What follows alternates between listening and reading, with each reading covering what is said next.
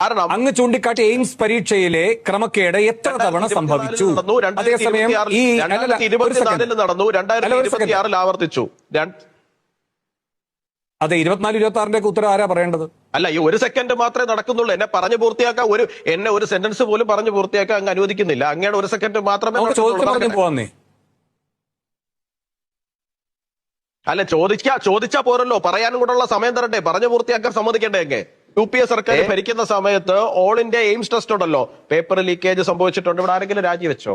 ഇല്ലല്ലോ. ഞാൻ അങ്ങ് ചോദിച്ചൊരു ചോദ്യത്തിനാണ് ഉത്തരം പറയുന്നത്. ധാർമ്മിക ഉത്തരവാദിത്വം ഏറ്റെടുക്കേണ്ടെന്ന് ആവശ്യമുണ്ടോ എന്ന് ചോദിച്ചതിനാണ് ഞാൻ ഉത്തരം പറയുന്നത്. മറുപടി പറയാൻ അല്പ സമയം അങ്ങ് തരണമെന്ന് അങ്ങയുടെ അപേക്ഷിച്ചുകൊണ്ട് ഞാൻ ആരംഭിക്കുകയാണ്. ഒന്നാമത്തെ കാര്യം എന്ന് പറഞ്ഞാൽ, അങ്ങ് പറഞ്ഞല്ലോ ചില താരതമ്യങ്ങളായിരിക്കണം. രണ്ട് വിഷയങ്ങൾ വേണം ഞാൻ ഇവിടെ താരതമ്യം ചെയ്യാം.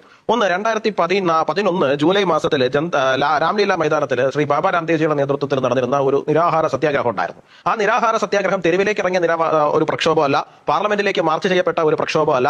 ആ പ്രക്ഷോഭകാരി ആ പ്രതിഷേധത്തിൽ പങ്കെടുത്ത ആരും തന്നെ കല്ലും കട്ടയുമായിട്ട് ആരെയും ആക്രമിക്കാൻ വേണ്ടിയിട്ട് പോയില്ല. പക്ഷേ എന്നിട്ടും ആ രാംലീല മൈതാനിയിൽ അർദ്ധരാത്രിയിൽ കയറി മുഴുവൻ ആൾക്കാരെയും തല്ലിയൊടിച്ച് ആനന്ദ് ബാല എന്ന് പറയുന്ന 51 വയസ്സുള്ള ഒരു സ്ത്രീയെ തലക്കടിച്ച് കൊല്ലുന്ന സാഹചര്യം അന്നത്തെ UPA സർക്കാരിന്റെ ഭാഗത്ത് നിന്നുണ്ടായിട്ടുണ്ട്. ഇവിടെ 30 ദിവസത്തോളം വളരെ ശാന്തമായിട്ട് സമാധാനപരമായിട്ട് ജന്തർ മന്ദറിൽ ഈ സമരം നടക്കുമ്പോൾ അവർക്കത് നടത്താനുള്ള അനുമതി ഇല്ലാതിരുന്നിട്ട് കൂടിയും അവിടെ ഒരു തരത്തിലുള്ള പ്രശ്നങ്ങൾ ഉണ്ടാക്കുവാനോ അവർക്ക് നേരെ മെക്കിട്ട് കയറുവാനോ ഈ സർക്കാർ തുനിഞ്ഞില്ല, അങ്ങോട്ടേക്ക് പോയില്ല.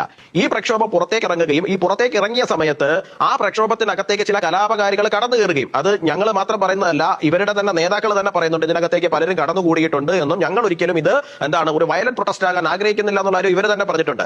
അപ്പോൾ അതിന്റെ അകത്തേക്ക് പലരും കടന്നുകൂടി എന്നുള്ളതും പലരും ആയുധധാരികളായിട്ട് അവിടെ എത്തിയെന്നുള്ളതും പലരും അവിടെ കല്ലും കട്ടയൊക്കെ പറക്കി എറിയാൻ തുടങ്ങിയെന്നുള്ള കാര്യവും പബ്ലിക് പ്രോപ്പർട്ടീസ് വാൻഡലൈസ് ചെയ്യാൻ തുടങ്ങിയെന്നുള്ള കാര്യവും സ്പഷ്ടമാണ്. സ്വാഭാവികമായിട്ടും അവിടെ ഒരു സംഘർഷ സാധ്യത ഉണ്ടായിട്ടുണ്ട്. നമ്മുടെ സെക്രട്ടേറിയറ്റിലേക്ക് മാർച്ച് നടക്കുമ്പോഴും ഇവിടുത്തെ ക്ലിഫ് ഹൗസിലേക്ക് മാർച്ച് നടക്കുമ്പോഴും ഒക്കെ ഉണ്ടാകുന്നത് പോലത്തെ സംഘർഷങ്ങൾ അവിടെ. ഇപ്പൊ ഉദാഹരണം പറഞ്ഞു കഴിഞ്ഞാൽ, കേരളത്തിൽ നടക്കുന്ന ഈ സമരങ്ങളുമായി ബന്ധപ്പെട്ടിട്ട് കാഴ്ച പോയിട്ടുള്ള ഞങ്ങളുടെ പ്രവർത്തകരെ അങ്ങേക്ക് ഞാൻ കാണിച്ചു തരട്ടെ. ഞങ്ങളുടെ 60 വയസ്സുള്ള വാവസാർ എന്ന് വിളിക്കുന്ന ഒരാള്, അദ്ദേഹം പണ്ട് ലോ കോളേജ് അക്കാദമി സമരവുമായി ബന്ധപ്പെട്ടിട്ട് തിരുവനന്തപുരത്ത് പ്രക്ഷോഭം നടത്തുമ്പോൾ അദ്ദേഹത്തിന്റെ കണ്ണിന്റെ കാഴ്ച നഷ്ടപ്പെടുന്ന സാഹചര്യം ഉണ്ടായിട്ടുണ്ട്. അത് ആരും പൂവെടുത്തെറിഞ്ഞതല്ല, പോലീസുകാർ തന്നെ തല്ലി പൊട്ടിച്ച സാഹചര്യമാണ്. അല്ലാന്നുണ്ടെങ്കിൽ ഗ്രനേഡ് എറിഞ്ഞ് ആ ഗ്രനേഡിൽ കാഴ്ച നഷ്ടപ്പെട്ടു പോയിട്ടുള്ള ആൾക്കാരാണ്. സാഹചര്യങ്ങൾ നാട്ടിൽ പ്രക്ഷോഭം ഉണ്ടാകുന്ന സമയത്ത് അല്ലെങ്കിൽ പ്രതിഷേധം ഉണ്ടാകുന്ന സമയത്ത്, പ്രതിഷേധത്തിന്റെ ഭാഗമായിട്ട് പ്രക്ഷോഭം ഉണ്ടാകുന്ന സമയത്ത് സംഭവിക്കും. ഇവിടെ ശബരിമല സമരം ഉണ്ടായി. ശബരിമല സമര സമയത്ത് കോടതിയിലെത്തിയപ്പോൾ സമാനമായിട്ടുള്ള നിരീക്ഷണങ്ങൾ തന്നെയാണ് കോടതി പറഞ്ഞിട്ടുള്ളത്. എന്താണ്, നെയിം പ്ലേറ്റ് ഇല്ലാത്ത കുറെ പോലീസുകാർ ഇറക്കി നിർത്തി പറയുന്നത് പോലെ ഔട്ട്സോഴ്സ് ചെയ്തിട്ട് ആ സമരത്തിലെ മറ്റൊരു തരത്തിലേക്ക് അടിച്ചമർത്തുവാൻ വേണ്ടിയിട്ട് ശ്രമിച്ചു എന്നുള്ളതാണ്. അപ്പോ ഇത്തരത്തിൽ പോലീസിന്റെ ഭാഗത്ത് നിന്നിട്ട് ഒരു പ്രക്ഷോഭം നേരിടാൻ വേണ്ടിയിട്ടുള്ള പരിശ്രമങ്ങൾ കേരള പോലീസിന്റെ ഭാഗത്ത് നിന്ന് മാത്രമോ കർണാടക പോലീസിന്റെ ഭാഗത്ത് നിന്നോ മാത്രം ഉണ്ടാകുന്ന ഒരു പ്രത്യേകതരം ആക്ഷൻ ഒന്നും അല്ല. അത് എല്ലാ സ്ഥലങ്ങളിലും ഒരേപോലെ തന്നെ സംഭവിക്കുന്നതാണ്.